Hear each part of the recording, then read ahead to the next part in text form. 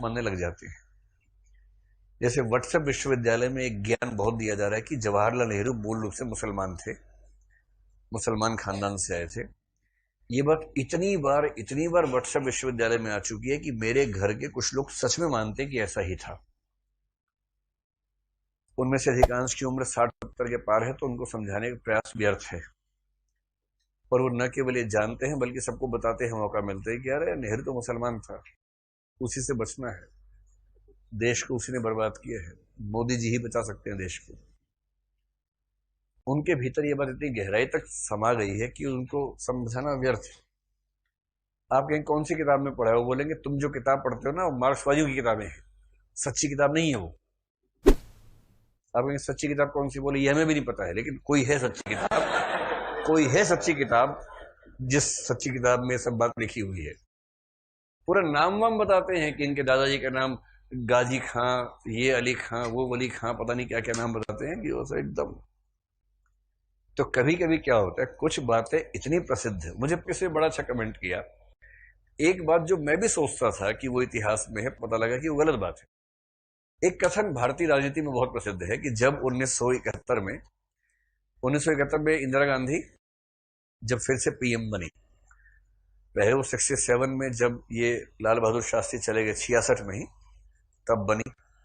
67 में इलेक्शंस हुए, मोरारजी ने बहुत परेशान किया, बनी पीएम, बस काम चलाऊ बनी, और मोरारजी वित्त मंत्री उप प्रधानमंत्री बन के तबाह किए हुए थे उनको एकदम। ऐसा मामला कि प्रधानमंत्री कह रहे हैं ये और वित्त मंत्री कह रहे नहीं ये नहीं होगा वित्त के मामलों में। तो इंदिरा गांधी को लगा ये बहुत तबाह करेगा। अंत में उन्होंने 71 में अपना टेन्योर पूरा होने से पहले ही जो लोकसभा भंग कर दी, चुनाव करवाया। सारे बूढ़े इकट्ठे हो गए एक तरफ, और ये गूंगी गुड़िया जिसको माना गया था, गलती से गलतफहमी हो गई थी, वो एक तरफ थी।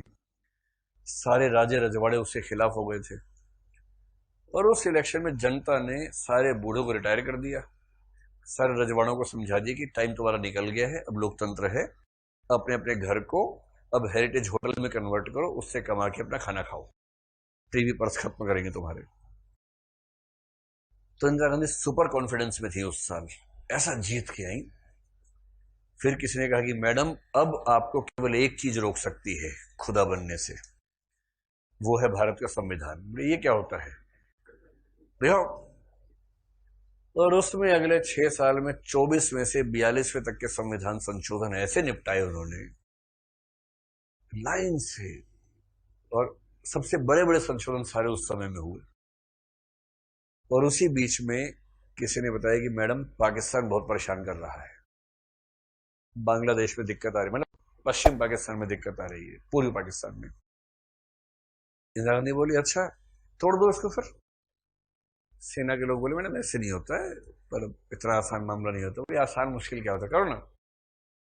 तो सेनापति ने कहा मैडम अभी टाइम ठीक नहीं है, सर्दियों में कर पाएंगे, उस समय मैनेज करना आसान होगा। तो मानेक शॉ से बोले सर्दियों तक वेट करियो, ध्यान रखना, वरना तुम सेना में नहीं रहोगे। तो सर्दियां हुई, तो फिर 3 दिसंबर को शुरू, 16 को समाप्त।